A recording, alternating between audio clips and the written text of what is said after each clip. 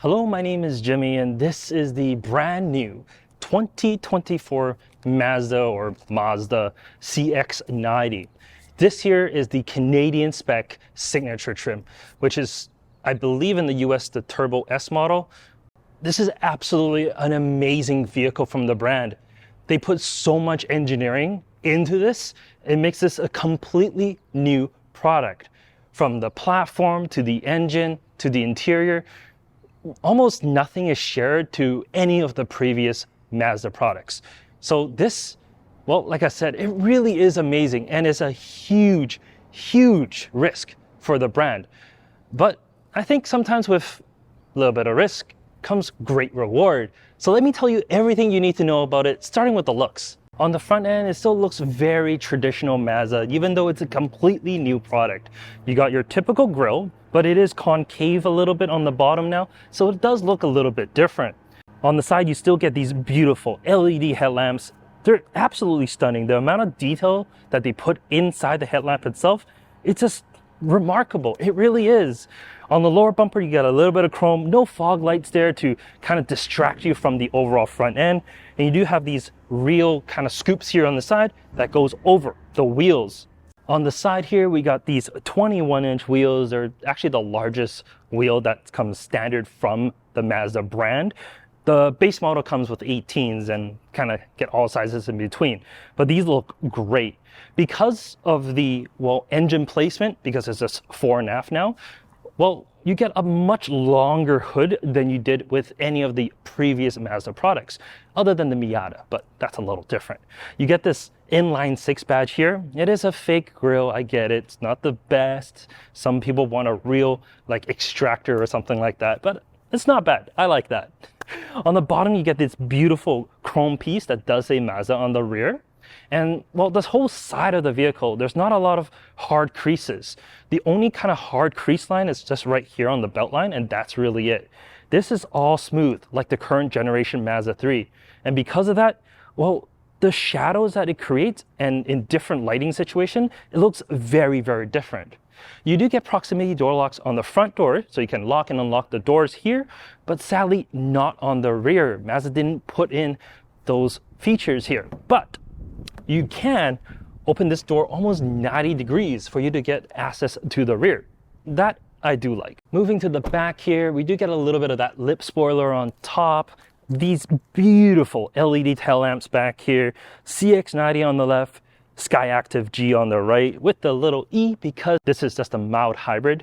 But it's just a really nice shape overall. There's no like fake exhaust tips or anything like that. This is just, well, an elegant design. I think they take a little bit of that page from Volvo in my eyes because like Volvo, this doesn't really stand out, but over time, I think this is going to be absolutely beautiful because it's just a very elegant vehicle. If you pop open the trunk, you can either kick underneath the bumper here, or of course, you can use the latch or the key fob. It reveals 15.9 cubic feet behind the third row, which is actually quite good. And then you do have some grocery hook hangers on the side and power outlets on the other side there. If you fold down the seats, then you get 40.1 cubic feet. That's plenty of space for whatever you really need to carry in here. And then underneath the floor, there's a little bit of a party piece.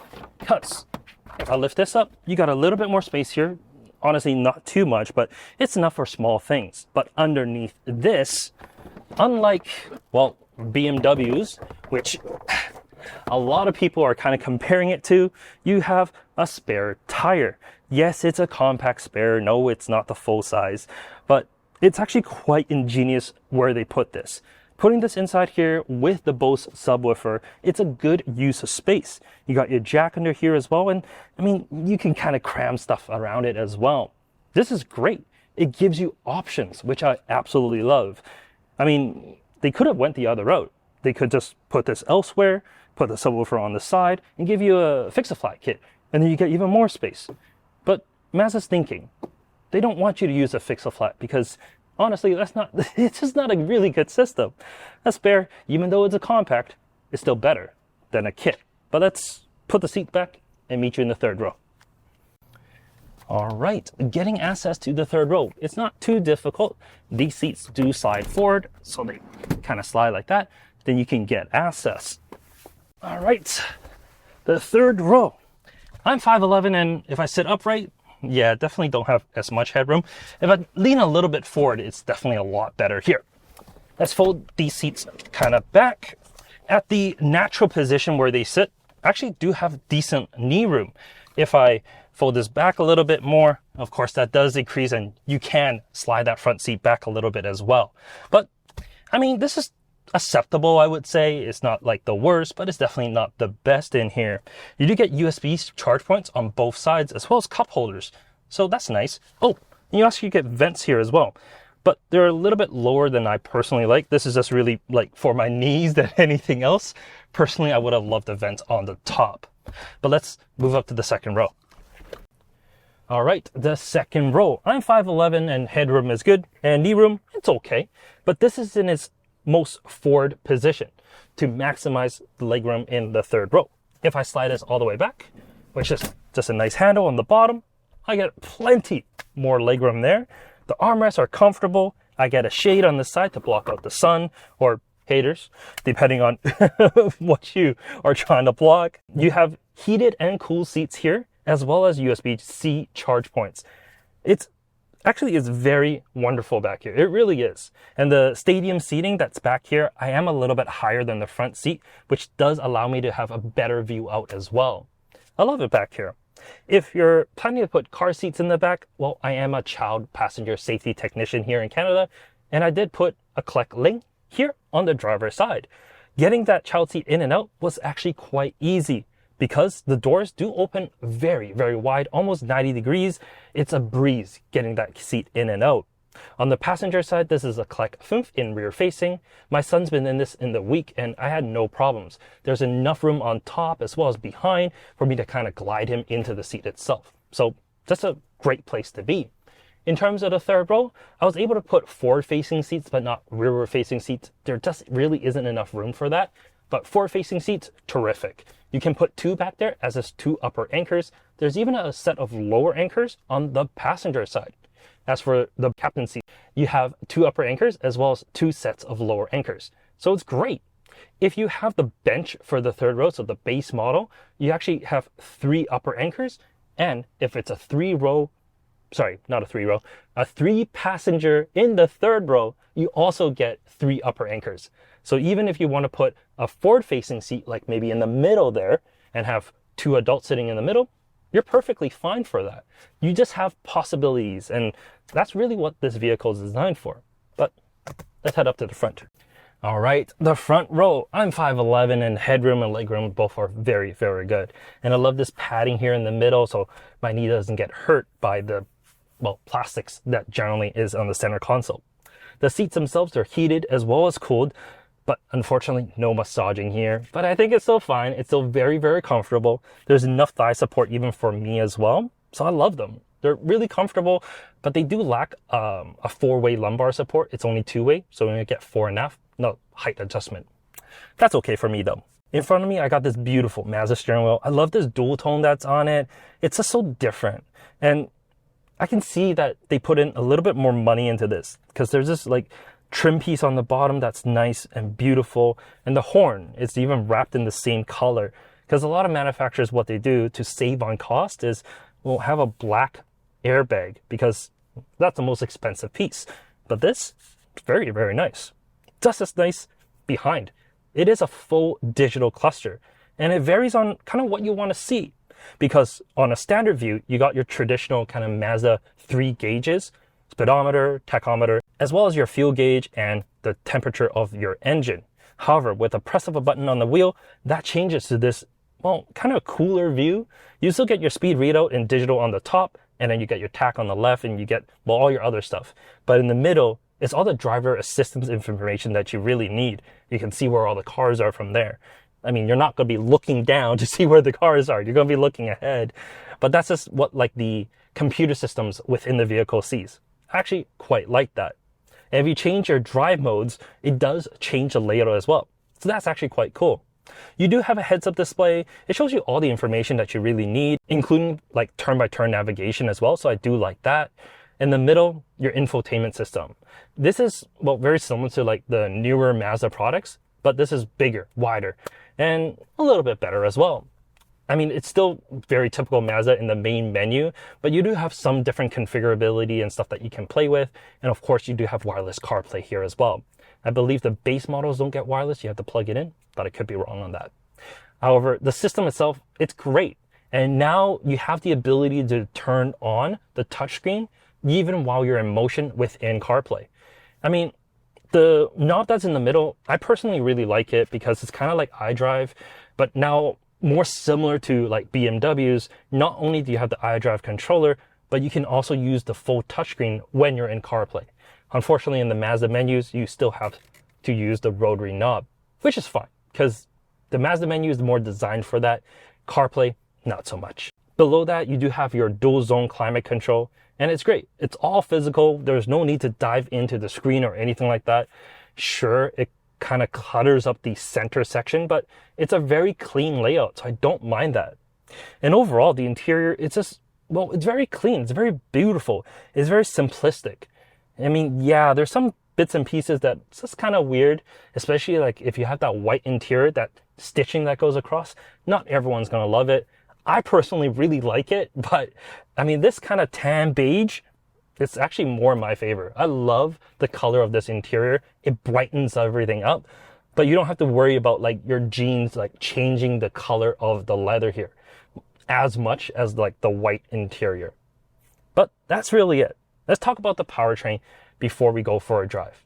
Underneath the hood, there's a brand new engine. It's a 3.3 liter mild hybrid turbocharged inline 6. Paired to that, an 8-speed automatic, and it has all-wheel drive. But what's important is the power is fed to the rear axle first, then to the front, giving you that rear-wheel drive feeling. The base model of the CX-90 gets 280 horsepower and 332 pound-feet of torque. The GTP or signature that we have here in Canada, we get 319 horsepower on regular fuel, 369 pound-feet of torque, or it bumps up to 340 horsepower if you use premium. Torque remains the same. Because it does consume a little bit more fuel, you actually get a bigger fuel tank as well at 74 liters compared to the base model at 70 liters. That mild hybrid motor is actually sandwiched between the engine and the transmission. It makes 16.9 horsepower and 113 pound-feet of torque. And what do all of those numbers mean? Healthy amount of acceleration, because I'm in normal mode right now. I put that foot down, and it sounds good. This inline 6 is probably the best sounding Mazda engine in a long time. And the 8-speed is actually quite smooth. It does have to like kick down twice, a little bit more than the 6-speed that it had before. I do admit 6 speeds are kind of more useful in that sense, but the 8-speed do get you better fuel economy. And I've been averaging 10.5. That's really good for a vehicle of this size and power. Because like the Pathfinder, the Pilot, Palisade, all of those, I generally average like 15 liters for 100 kilometers or so. This, 10.5, it's great. Because it does have that I-stop technology. Thanks to the hybrid tech that it has, well, when you're kind of cruising to a stop, engine shuts off. When you're stationary like this, engine shuts off. So a lot of times the engine isn't running. So it helps a lot with that fuel economy. And you can actually see that if you have the I-stop button turned off, which is just right here above my left knee, well, your fuel economy kind of goes up a little bit to, I think, like 13. There was one day I was driving around just with it off because I wanted to see the difference. And I think I got like 13 liters for 100 kilometers. So definitely a little bit more, but not significant. But overall, it's absolutely great. And all that powertrain, it's not like designed to be the fastest vehicle in the world. It's not. And you can tell by how it accelerates. Because like right off the line, it's not like super quick. That was me telling me that's pedestrians in front. It actually has a lot of safety features, which I do like as well. But before I talk about that, I want to talk about the suspension. It's basically a Porsche 911 on the suspension-wise on the front. But what that basically means is it gives you much better Well, the suspension articulation when you're going over bumps. Because with the double A-arms that it has here, it's able to have the wheel alignment square even if it's on compression or on droop. So even on bumpy roads, you're going to get the maximum amount of traction in here. That's terrific. Did Mazda have to do that? Definitely not. But because they moved the engine to a front and rear lengthways kind of position, or longitudinal, which most people say, there's just that space for this suspension type. The MDX, for example, that is actually kind of a packaging marvel because they have this type of suspension on an engine that's mounted sideways. That's actually kind of cool. But in this, it's not something that this type of vehicle generally gets because that is expensive. I mean, the amount of engineering that's in this, it's astonishing. It really is. You get multi-link in the rear, not the trailing arm suspension that you get on the CX-50, the CX-30, as well as the Mazda 3. While they do a really good job in this, this is better. And what about the ride? Yeah, it's a little bit more firm than you may want in your kind of family SUV. Like a Palisade, for example, or a Highlander. That's going to be much, much softer. That's going to be something that's more comfortable for your, daycare drop-off, trips to the mall. But if you live on a windy road, if you want to experience something that's a little bit more fun, this is it. I mean, a lot of people buy BMWs because of how they drive. Not only because it's a luxurious product, it's because how they handle. You get like 8/10, 9/10 of that in here. And that's terrific. In terms of all the safety features, plenty of safety features. The 360 camera is a lot better than the old CX-9 was. Like, it's super clear in here and just gives you a lot more information. You got sensors front and rear to tell you cross-traffic information. The radar guided cruise control or the adaptive cruise control, that works remarkably well. And the lane centering also works really well. So it has all the safety features that you would naturally want in a brand new vehicle. All right, now this wouldn't be a comprehensive review if I didn't tell you a little bit about the negatives. I mean, overall, the vehicle it's great. There's a lot of positives in here, and I do love this car. I really, really do. However, one thing I did find is the transmission. That 1-2 shift is a little bit jerky, and that's only because from second on, it's so smooth that I compare that to that 1-2 shift. If all the other gears were just a little bit more jerky and you feel it, then that 1-2 wouldn't be a problem. It's just, you have something to compare it to. So the 1-2 feels that slightly more jerky, so it's something to complain about. And the other thing is maybe the price point. At almost 64,000 Canadian dollars here, it's not the cheapest vehicle. However, Mazda is going kind of high end with the CX-90. It doesn't really compete with the Pilot or the Palisade anymore. There's a lot of technology in here that puts it like one up. It's kind of comparable to like the MDX or the Buick Enclave. And if you compare those, this is a bargain. Because in terms of power, this is very similar to the MDX Type S, which is 88,000 Canadian dollars. It's a lot less than that. But the MDX does have like massaging seats, adaptive suspension, and a few other things to make it a little bit more luxurious than this. But it's just that middle ground. So it's so hard to compare. It's so hard to say where this stands. In my eyes, at the price point that it is, I think it's a hell of a bargain. I mean, some people are like, oh, it's like half price BMW X5.